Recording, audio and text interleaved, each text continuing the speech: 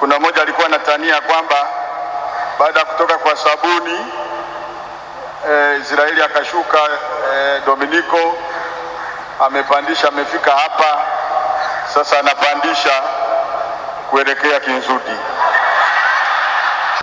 Mwashamu sana Baba Askofu Mkuu wetu Yuda Thaddaeus Ruwa'ichi, Jimbo Kuu la Dar es Salaam.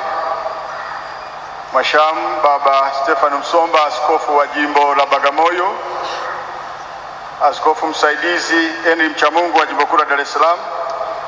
Mkuu wa shirika, mapadre wote na watawa wote, familia na jumuiya ya Salasala. Kristo tumaini letu. Tunaruhusiwa kumwomba Mungu, kumshukuru na hata wakati fulani kulalamika.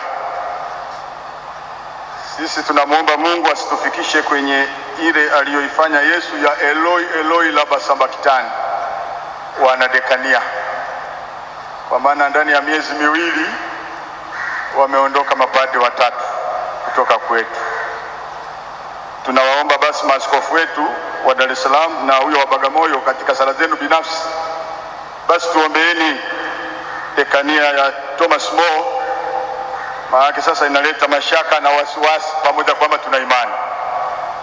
Kuna mmoja alikuwa anatania kwamba baada ya kutoka kwa sabuni Israeli akashuka Dominiko, amepandisha, amefika hapa sasa, anapandisha kuelekea Kinzudi.